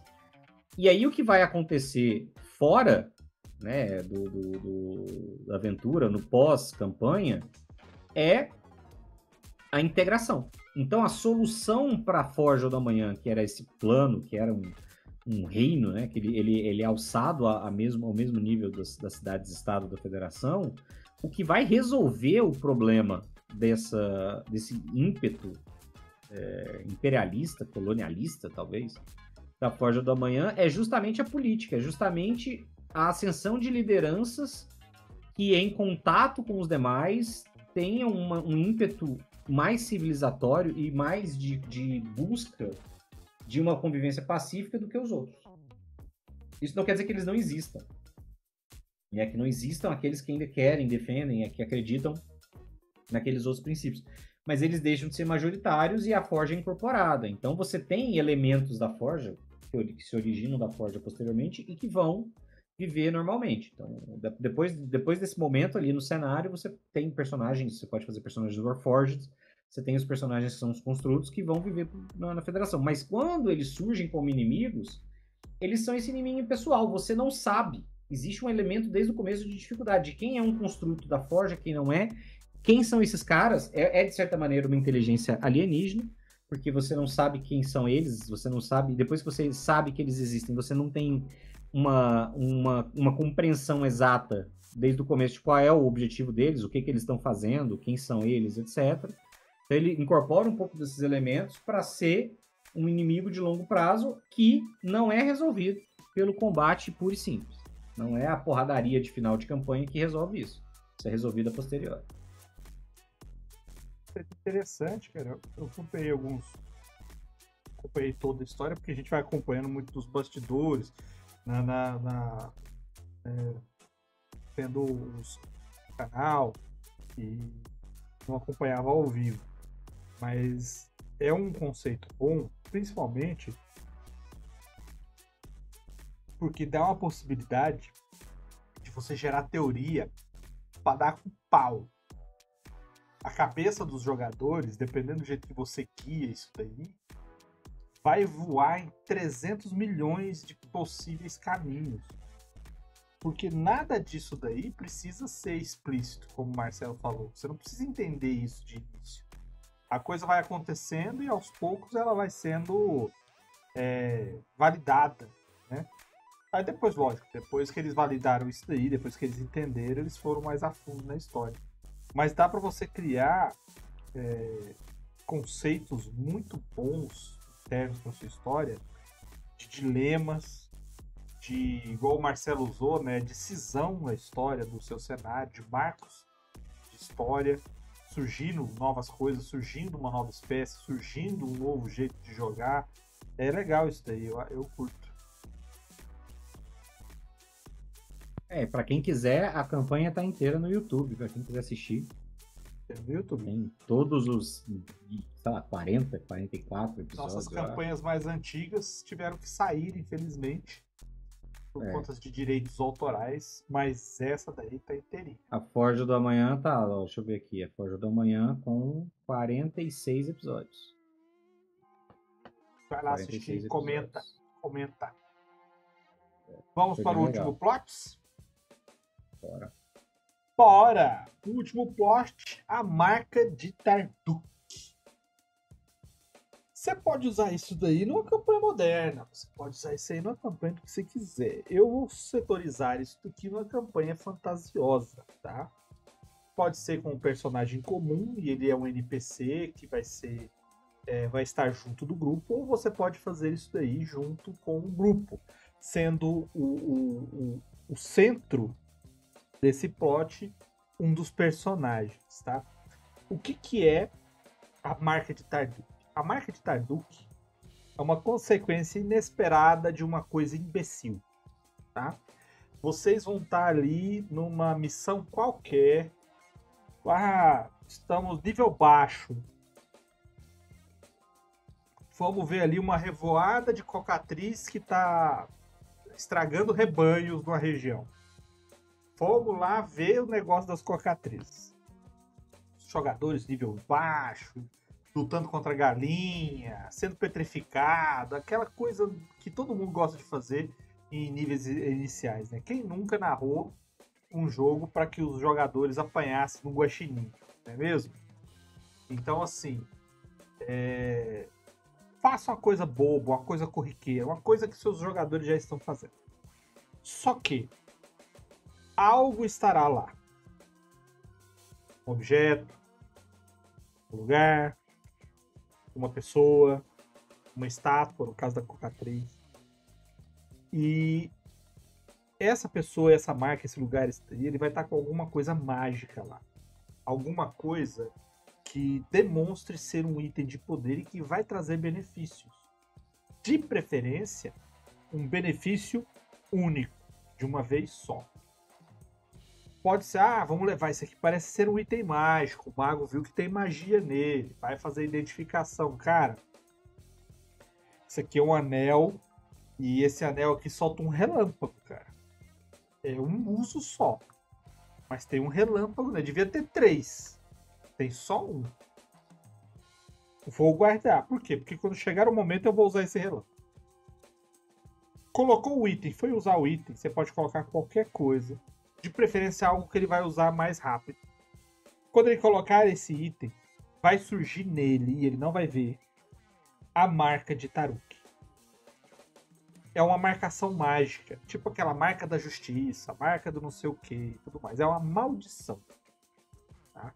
Essa maldição vai fazer com que coisas aconteçam aleatoriamente durante a aventura dele. Então, toda vez que eles forem fazer alguma coisa que exigir uma rodada de teste, o mestre vai rolar um D6. E se der 1, vai acontecer alguma coisa para prejudicar o grupo. Vai aparecer reforço pro vilão, eles vão começar a ter desvantagem nos testes, vai aparecer criatura, as coisas vão começar a acontecer. E não precisa ser para eles, não. Pode ser o clima. Poxa, tá um dia bacana, a galera tá preparando para plantar as coisas lá. O grupo chegou na cidade, jogou o dado, deu 1. Vai ter um temporal, vai atrapalhar tudo. Então as coisas vão começar a acontecer de maneira a prejudicar sempre. Sempre. E são coisas tem que ser coisa muito aleatória. Por quê? Porque a marca de Taruk é uma âncora. É uma âncora para uma entidade planar.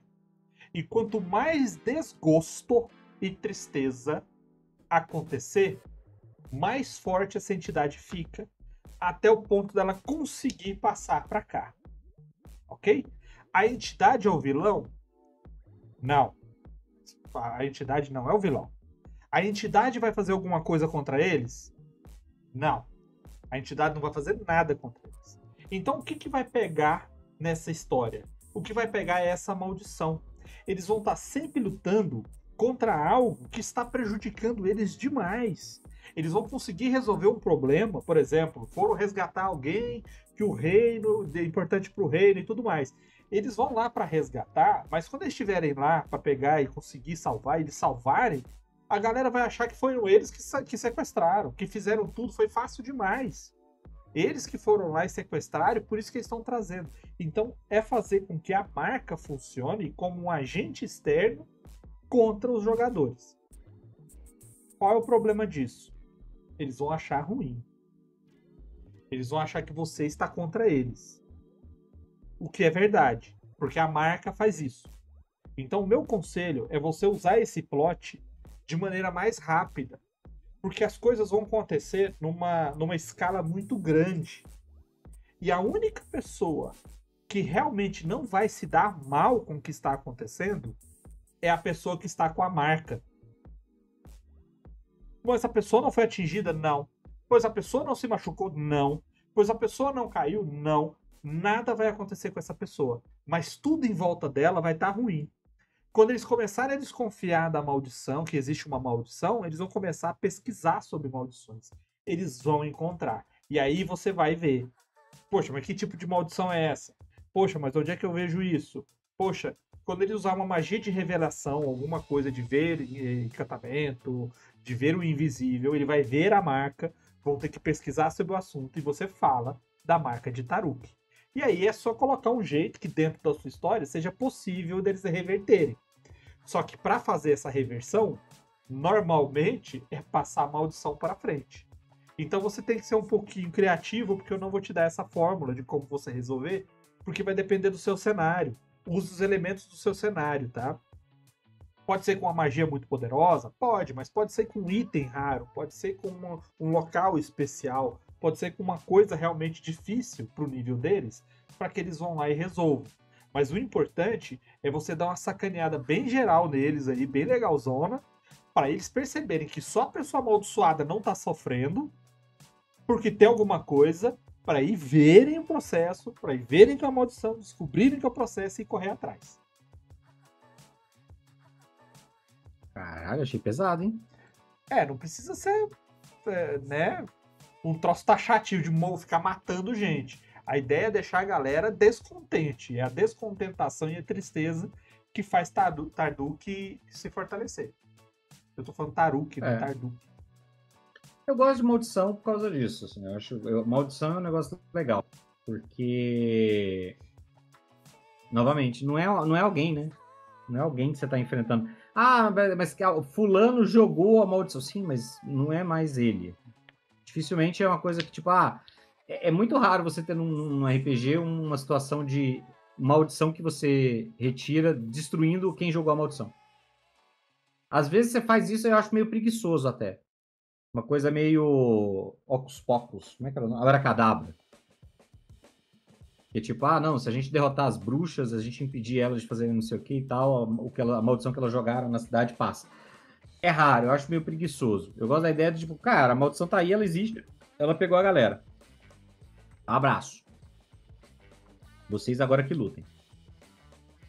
É interessante, porque, primeiro, eles vão lutar contra os efeitos. Segundo, eles vão lutar para identificar o que está acontecendo. E terceiro, eles vão ter que batalhar para resolver e reverter a situação. Ou seja, nunca vai ser um indivíduo. Nunca eles vão estar lutando contra alguém. Não precisa nem saber quem é Tarduk. Não precisa nem aparecer o Tarduk. A ideia, inclusive, é que ele não apareça. Que seja só uma criatura planar poderosa que nunca vai conseguir chegar porque o portador da maldição não consegue chegar até o finalmente, entendeu? Mas é importante que dê trabalho e façam com que eles lutem sem saber contra o que estão lutando.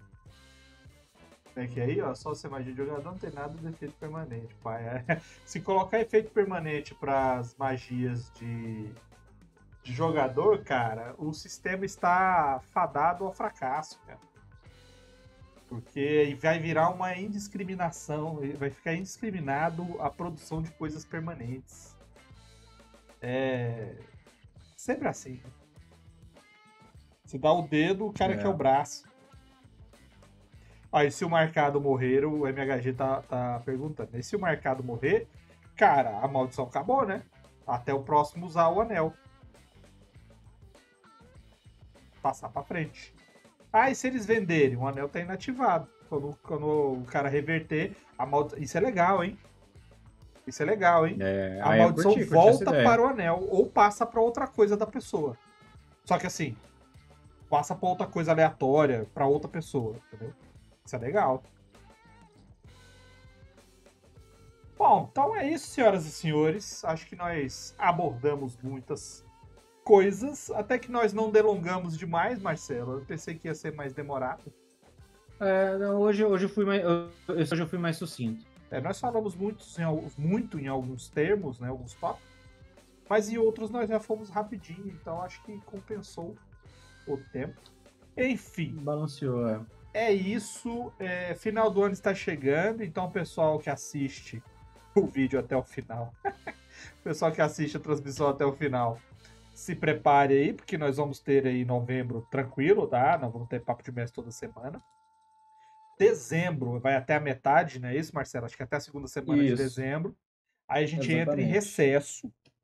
Mas, as últimas semanas de recesso. Mas colocaremos aí, como sempre a gente faz, as retrospectivas. E aí a gente volta em janeiro do ano que vem. De qualquer maneira, os vídeos no canal continuam. Eles vão ter corte sempre. O vídeo tá sempre sendo colocado lá. Ano que vem teremos ainda a história do Marcelo, que continua. É isso, Marcelo? Domingos? É isso, tudo der certo. Eu gostaria que a gente estivesse jogando todo final de semana, infelizmente não tá rolando. É bom que a história dura mais, né? Mas por motivo. Mas eu não gosto quando a história dura mais só porque a gente não consegue jogar, né? Pô, tem 6 anos que tem essa história aqui. 6 anos de história, velho. 7 sessões.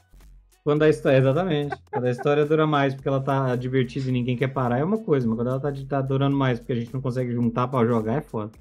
É porque eu tenho plantão, e aí o horário é meio ingrato, e aí se por acaso, às vezes os jogadores não conseguem, enfim. Mas agora, se tudo der certo, a gente vai ter 2 sessões seguidas agora. E tá bem legal, não vai acabar antes do ano que vem, eu calculo. Assim, nada impede que acabar um arco, o pessoal fala, tá bom, né, já jogamos bastante, foi legal essa história, chega. Aí, tá. Sou refém da mesa, mas a história é pensada pra durar mais. Para esse ano que vem nós temos algumas coisas para realizar. Eu vou tentar fazer aquela campanha de Ordem Paranormal que eu falei, que eu ia dar a segunda chance pro sistema, apesar de eu pensar relutantemente sobre isso, né? Eu queria lembrar que no começo do ano teve um papo de mistério saindo esse ano, hein? Cara, mistério, ele foi escrito um grande pedaço, existem outros projetos de mistério rolando aí, para você que está acompanhando a gente e não sabe. Falei com o Marcelo sobre mistério, nós estamos tentando, olha a invenção. É aquela história, Marcelo, que eu te falei. Nós estamos tentando fazer um jogo para computador de mistério. Nós temos aí uma equipe de 5 pessoas e nós estamos tentando fazer isso daí. Se tudo der certo, né? É mais um dos planos. Mas a escrita continua. Muitos projetos. Queria fazer a mestragem de Ordem Paranormal para dar uma segunda chance pro sistema, apesar que eu sempre penso 2 vezes nisso. Queria fazer uma de Alien RPG. Queria mesmo fazer pro canal. E talvez, quem sabe, uma de Eras. Eu cheguei a narrar, não cheguei a narrar? Ou foi só para vocês mesmo? Você narrou aqui, acho que não transmitiu não. Narrei sem transmitir. Eu narrei, mas não foi pro YouTube. É mais ou menos isso daí. Enfim, vamos ver o que o ano de 2027 nos reserva, né? Que o de 2026 a agenda tá toda lotada já. Então, muito obrigado aí por você que assistiu. Bom descanso aí, boa semana. Acompanhe nossos vídeos no YouTube também. E até a próxima. Até, abraço.